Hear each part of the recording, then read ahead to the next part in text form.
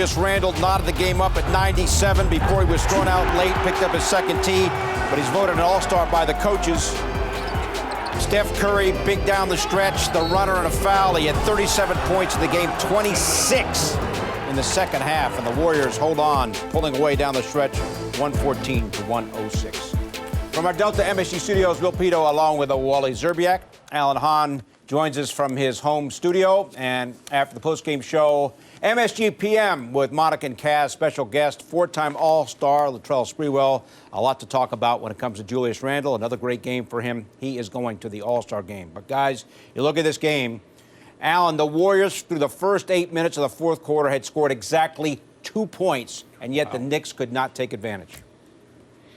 Yeah, it's incredible how this game kept flip-flopping. That third quarter looked like the same exact thing where the Knicks couldn't do anything, and they were outscored early in that third quarter. It was 23-6 at one point in the third quarter, which was mind-blowing, and you thought that was going to be the game. But then they make that push, and it's incredible. I'll tell you what, at one point it felt like the Knicks couldn't keep up with the three-point shooting of the Warriors until they went cold.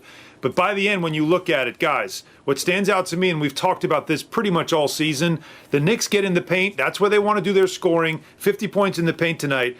But they were 21 of 42 at the rim. That's 50%. That might sound like it's good, but it's 13 points below. It's 63% is the league average. Meanwhile, the Warriors in the paint, 21 of 29, 72%. You've got to finish when you get to the rim. They could not do that in this game, and it was maddening, I'm sure.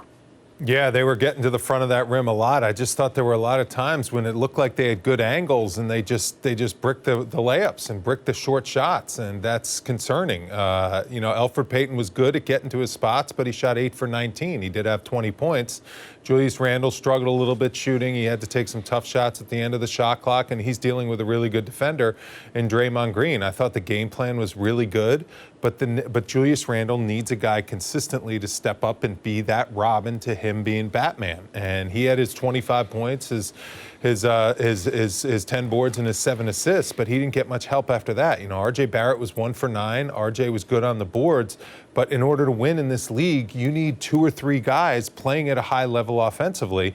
Now, the Golden State Warriors, they're a very good defensive team. They have Steph Curry, they have great shooters, but they hold teams to 44% defensive field goal percentage. They held the Knicks to 39% shooting. That was the difference in the game because the Knicks hung with them from the three-point line. Alan, I hope the basement's in better shape than our green room. Let me just say this guy over here. How many shots? Pacing. How many shots though? As you bring up the key point, around and out, off the rim, right there, repeatedly. I was waiting for. Go ahead, Wally, I was waiting for one of your IG lives with Bill, you know, in the green room. I was waiting to see something of Bill throwing things around like I might have been the other night, maybe. I can't confirm nor deny. But tonight, really, it felt like it was actually a competitive game, and it was a back-and-forth game. The officials let them play. It was extremely physical. You were getting to the basket, you were taking hits, and they weren't calling anything. And I think that started to frustrate the Knicks for a while there early on. But this game had everything. It had runs back and forth. It had defensive plays. But it continues for the Knicks to feel like, as we've talked about, Wally, that small margin of error. Their defense can play so hard, and a long rebound, they can't get to it. Or their defense will get a stop. They'll come down, and you'll feel like momentum, and they'll get the shot they want. It just doesn't go in. It's something about this team where we know already it's not a complete team. Clearly, there's a lot more building and growing to do and adding pieces as well.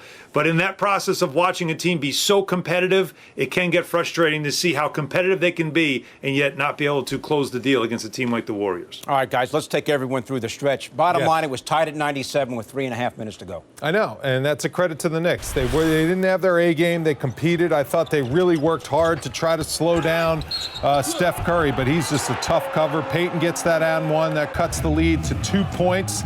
Then the Randle right here, just attacking the rim, loose ball. I mean, what a phenomenal play. Just athletic strength. Tie game at 97.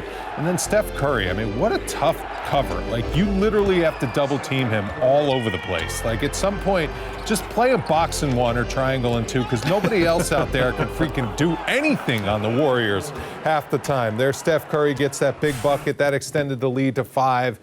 they just have pieces out there that just, you just wish you could just not leave Curry. But he's so hard to guard because if you give him any type of space, he can get that shot up. He was falling out of bounds from the three-point line, had two guys hanging on him, and the ball was like in and out. Remember in the fourth quarter that shot? That, thank goodness, that one didn't go in. That's after he had made the three to put him up by 3. Exactly. I mean, he is just such a tough cover, and this team is a good defensive team, so I give the Knicks credit to continue to put pressure on them at the rim. They don't have great shot blocking, but Draymond Green, as bad as he is on the offensive end of the floor, and he's really struggling on the offensive end of the floor, he's that good on defense. You got to give the guy credit. At his size, the way he bangs, the way he defends, the steals he gets, and the way he just defends the rim at 6'7", he's just a really smart player on that defensive end of the floor, and that really helps the Golden State Warriors out.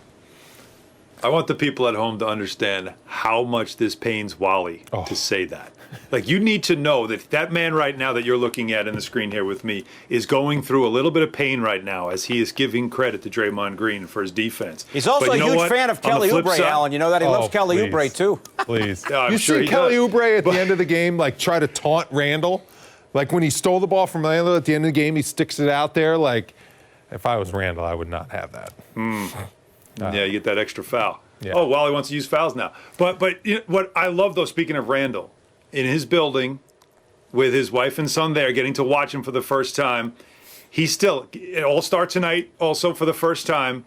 You saw him in the fourth quarter. Steph Curry's trying to take over. Steph Curry's trying to do what a star does. And Randle was doing all he could to say, no, this is not going to happen. I thought he gave you everything he had, every ounce of energy he had late in this game to will the Knicks to this win. It just wasn't to be because there just isn't enough players that were able to finish tonight aside from him. And we talked before we came on the air, Warriors had the best player on the court tonight, Steph Curry. Yeah. 27 in the second half. And again, when the game was knotted up, he scores 5 straight points. A 3 and then a 2, and just like that, it's 105-100. Yeah, he had 26 in the second half. Let's not give him an extra point, all right? What did I say, 27? Yeah, you said 27. 37 for the game, 26 11 in the half. first half, 26 in the second. 37 big points. Knicks did a good job on him. 9 for 22, 7 for 14. The bank is open. I can't believe he's getting Banks to go, as if he really needs any more help. He's the best shooter of all time in the NBA. The three-point shooting just lethal, absolutely lethal. Attracts so much attention in that fourth quarter. He was dropping dimes to his teammates, too. You know, he's an electrifying player. He's a former MVP. And when you can shoot like that, you really, really monopolize the defense with your ability to draw attention to yourself. And that makes the game so much easier for your teammates. That was just a good performance. So this is a game they really needed. They've been struggling in the fourth quarters. They've been struggling to close games. But with Steph Curry out there, he makes a big difference. Yeah, I felt like he dominated the game. When he went to the bench to get his rest, the Knicks just took over. Like the Knicks bench did a better job in this game than we've seen them do in the last couple of, we talked about in the pregame. I thought Derrick Rose played real hard. I thought he had a really nice game. You know, there were some positives, but it's incredible when you look at Steph Curry and how he still impacts the game the way he does. And Rebecca Harlow gave me this stat just before. 65% of the Warriors' offense he contributed to in that fourth quarter, whether it was his scoring or his passing that led to offense. So he dominated this game when it was time to dominate the game, and it's just still a marvel to watch him how easy this game seems for him. Curry, in addition to the 37 points, 6 assists and 6 rebounds. He rebounds really well. A lot of people don't always notice that. You could get 6 rebounds in the NBA. Not me. Trust me. Just hang around the rim. They'll bounce to you. I haven't gotten my growth. They'll bounce Just to get you. angry.